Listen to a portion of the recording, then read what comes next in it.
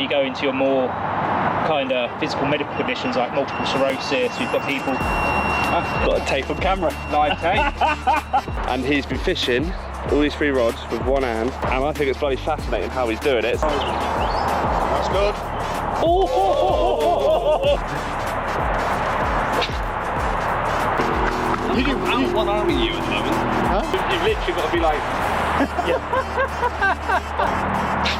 Oh!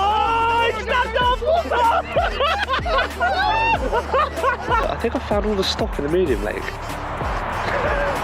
at this.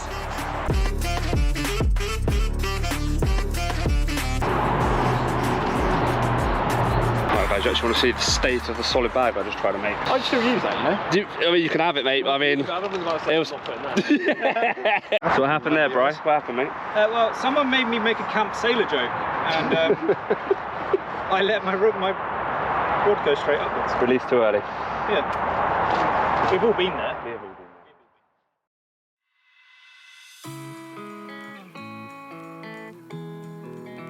there. Hello you absolute legends.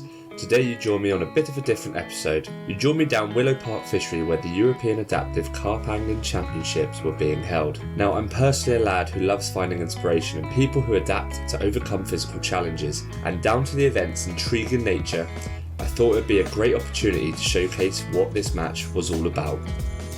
After arriving, I had a quick look around the Willow Park complex and its multiple different lakes. I'll tell you what, it didn't take me long to find the carp in the middle lake. It looks like there's about 3 or 4 lakes here. There's a big lake and a medium lake. I'm next to the medium lake because I'm just walking around and I think I found all the stock in the medium lake. Look at this.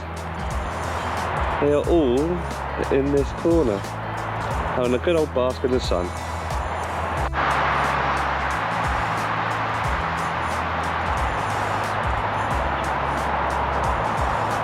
After walking around the main lake, it wasn't long before I bumped into this guy, Adam, who, safe to say, has had to overcome an extremely difficult challenge when carp fishing. Down here with Adam. So this is a very interesting angler.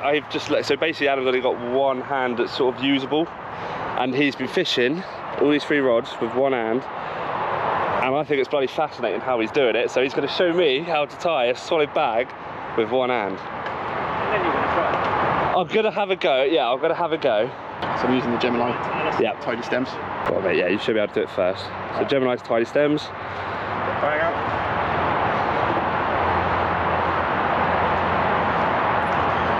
Here's another question as well. See, it's your left hand you can still use. Were you right-handed before? I was. You were. That's what I take that out of your bloody shirt. So you put it in your mouth, right? I use my mouth for a lot of things. Yep. Sea fishing is a bit more disgusting, believe me. Oh, I can imagine with a squid and all that, mate. Oh. What's it been like trying to get used to left hand doing stuff then? Writing was pain. Yeah, you're writing there, but so do you know how to do it now? You've Yeah, sort of I taught myself by colouring, believe it or not. That is mental. Right. So if it's raining, I guess you do that in your bivvy. You've got a table, you put your bag on the...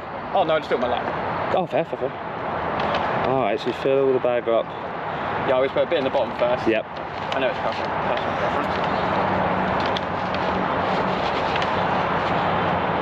Like that. Nice. So you lean it up. Just give it a little shake. So you hold, so you hold the lead. Yeah, that's Hold the lead there, and then I'll try and position. This would be interesting. How do you do it? Are you fussed about where the lead is in the bag, or just sort of? I bring the lead up because I like tying it to the stem. Yep. So once I've got a bit more in there. You're like me. That's what I do. Normally have the bait at the bottom. Now, how many times do you reckon you've tied a solid bag with one hand? Probably. Well, it's the main way I fish. So yeah, yeah, of course. Because you were saying earlier you can't just find spotting. Yeah, so at least I know this way. Wherever I cast it, even if I miscast, which does you're fishing. I'm fishing. Yeah, wherever I've got it, I've got bait. That's so awesome. Nice. Get a bit of powder at the top. Nice. Let's tap.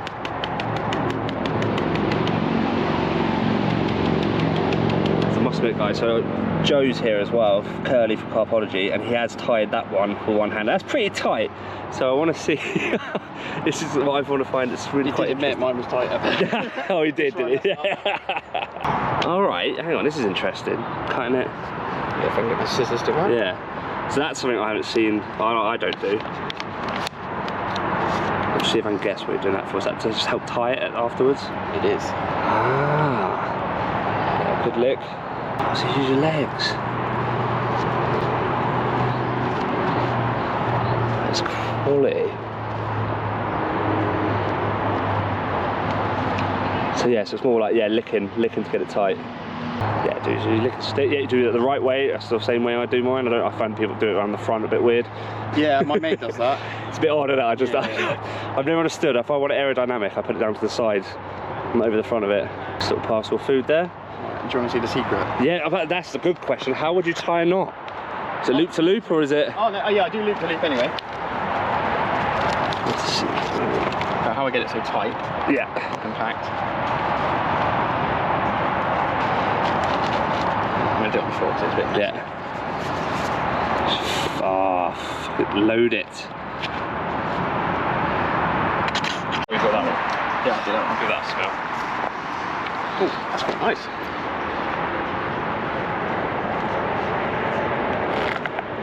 Yeah, proper load it. There you go. Nice and heavy. Yeah, that's saggy go back. Yeah. Nice saggy book bag, Joe. Mate, that's decent. All one hand. And like, so you loop to loop it, do you? Yeah. Loop to loop it with one hand then. That's best, mate. That's sick. I'm a bit annoyed how you did so well on that one, Joe. I'm not gonna lie. The one I did earlier was the one I did earlier was better than that. That came out a bit rubbish. That's so awesome, mate. It's a bit of stuff in it. But I'm gonna have to have a go. I'm gonna have to give it a go. I did have a go, but safe to say it didn't turn out too great. Alright guys, you actually want to see the state of the solid bag I just tried to make. Oh. I'd still use that, you know? I mean, you can have it, mate. I mean, I don't think I it was, that was the solid bag I tried to make with one hand. Fair play to Adam. He can do some good solid bags with one hand. That is a skill in itself. After the boys had finished laughing at my bag, I had a go at how Adam has to play fish and reel in his rods with only one hand. Oh, nice. That's in front of a fish. I'm one-arming you at the moment. Huh? Yeah, I know. Yeah. You're getting out-tripped by able-bodied person. Yeah. Right, so what I've got to try and do, reel in the right hand rod. It makes me look Reel in the right hand rod. Choice that. Left hand. This is the game who's got the strongest thighs. I think you might win this one.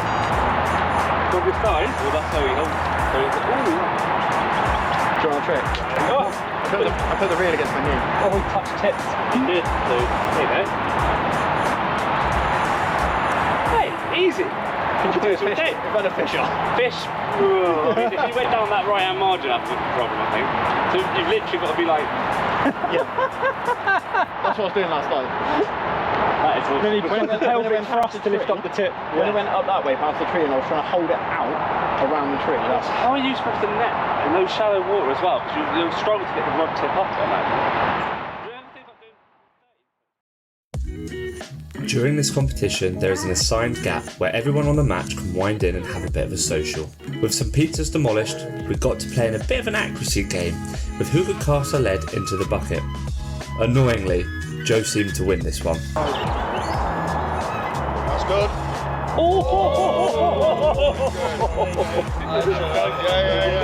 That was pretty close. But I have to say, he did donate his prize back to the group after. Good sport, Joe. After this, it was time to give, and I quote, flamingo fishing a go. This would give people like myself a bit of an insight into the extra difficulty in casting a rod out without full function of all limbs.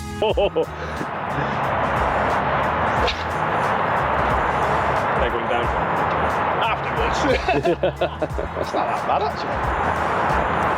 It's only one hand left. It's a good old flick, isn't it? What about for your casting? It's got to eat water before your leg goes down. Yeah. Oop. Get car on him. What? What about taking one? No, I think you was a lot shorter. You going it, John? Yeah, I'll give a flamingo go in a minute. People underestimate how much you need to Is weigh it difficult? Yeah. to cast. The other one thing that I learned more about cruising If you put your power, No, look at the view. you put your power on one leg, you'll end up on your face. Yeah? The way you cast. Yeah. That's what I said. I use so much of my body when I'm casting. That's I don't know. I'll have to show one straight. on one leg. One arm, one leg. Oh my god, no, I ain't gonna be able to do that. It's a pendulum. Oh! Oh! Whoa, whoa, whoa, whoa, whoa.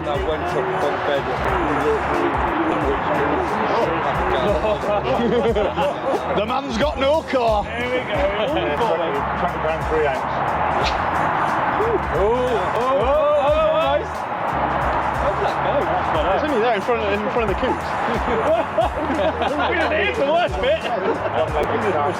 Also, as you can tell from the lads literally missing legs, giving me grief on not training legs and having a weak core, the banter on these socials is my kind of banter, and a good laugh can be had by all. When you're on one leg, you're the shape of a Dorito. What's that? When he's on one leg, it's the shape of a Dorito. Right, left hand. Chilly heat wave. It's worse.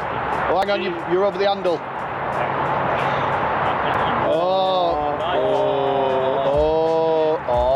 I'm telling. Pressure's on, and it's literally From there, straight straight out. out. And one leg. Be careful with the brush.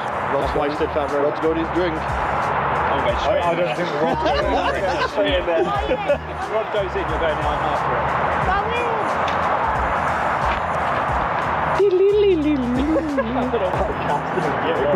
Serious flamingo cast. That on top of it, right? Is that a Parker bait stick on your prosthetic as well? Ooh! Oh, it snapped off! Oh no! I didn't snap off your leg. Oh, it's on the edge of the rod now! No, reach out to the Wrapped it, it's wrapped. I thought you snapped, you just let go. Oh, there it is, I can see it. Yeah. I was there like, what? I thought you snapped off there. Call for a snap. That's the slow motion of the leg going. Just as I cast it. After the shenanigans, I had a little sit down with one of the match's organisers, Brian, who gave a bit more of an insight into what the match involves. Right, so guys, it's a quick little video today. Come down to the adaptive carp fishing, it's European adaptive carp fishing championship, and it's basically with anyone. So what's the sort of crack of it? What's the sort of? So anyone with a physical medical condition or a physical disability can qualifies to compete in this event. So this event is for people with, amputations, paraplegics, deaf, blind, dwarfism, and then you go into your more kind of physical medical conditions like multiple sclerosis. We've got people Got a take on camera. live tape. Go on, lad. We go into our more medical conditions, like we've got guys with Crohn's, we've got guys with MS, cancer sufferers, you name it, we've got people here that do it.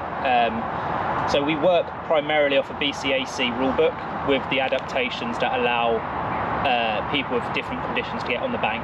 That empowers them to take part. And it has been mental. Like, going around, I've talked to a few of the boys already, Adam, talked to Adam, fishes with one hand. I'll put some clips off of that. That's amazing. It's stuff like that just intrigues me, like how like the difficulties that bring. It is literally a whole new skill set that's required to do the carp fishing when you have that. It's a whole new mindset. So you've got to think outside the box. How do I make this work? So he primarily fishes solid bags. That's his game.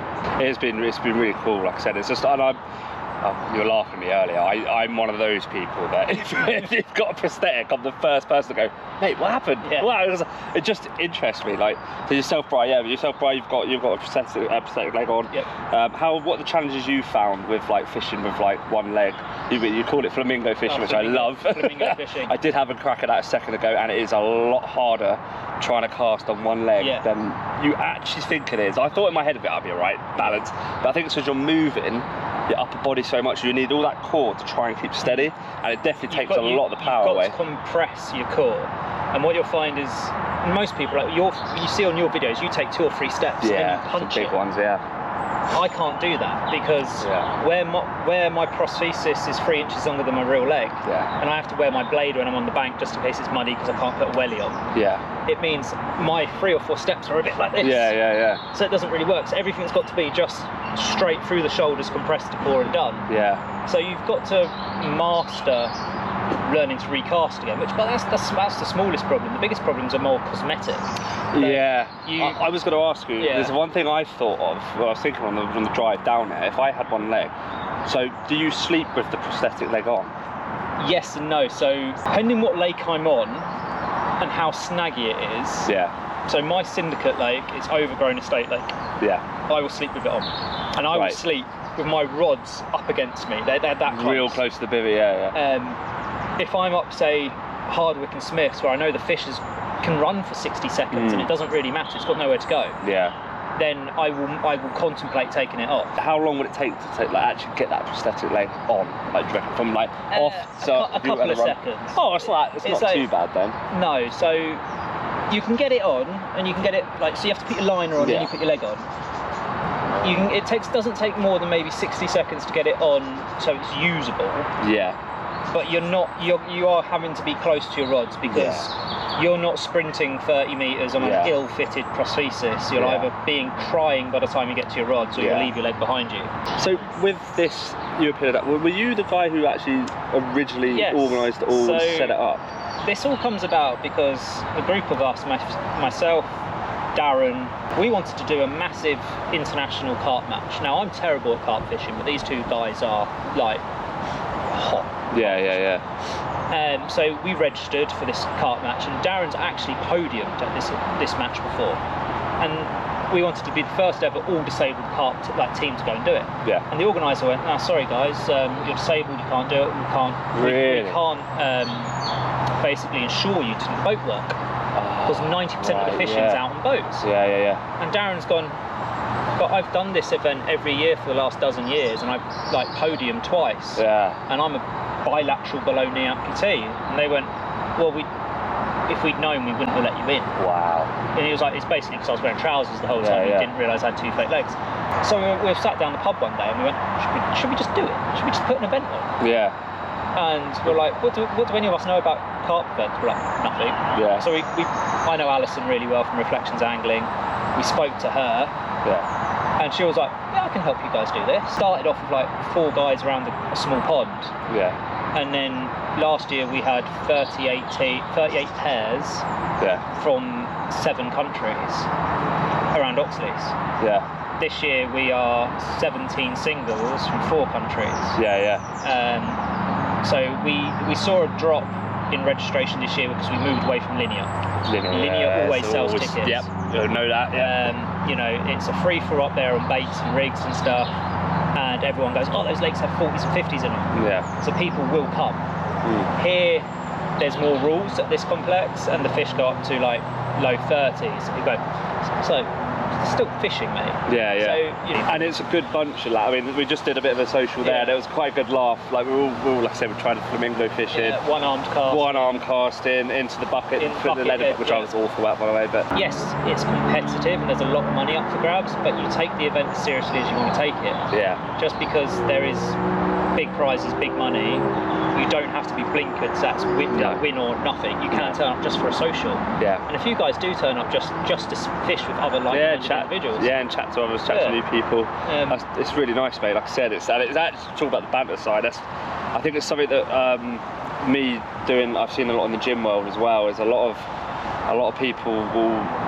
Sometimes, to me, piss my own personal opinion, will watch the wrong type of people. The people I like watch for inspiration and stuff like that are the people that have it a lot. They have to, fight through something a lot more difficult, or a lot more sort of challenges to get to the same point. Which, and to be fair, looking at that, the banter-wise as well, it's not like you say we're victims. It's nothing to do with that. In fact, it's anything but. I don't care. We don't care, and we feel sorry for people that have all 4 limbs. And do you know what? I think this world needs a bit more of that now these days. And it's refreshing to see it, mate.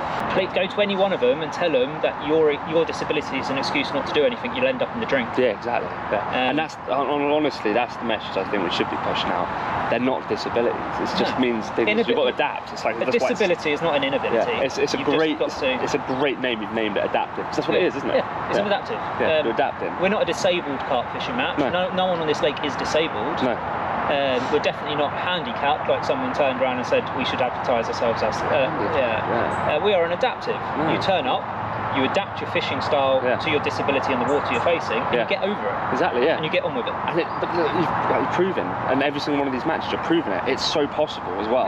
You can turn up here, you can, the events aren't expensive. Yeah. We don't charge a lot. We have good banter. You can turn up in a nice venue. Yeah.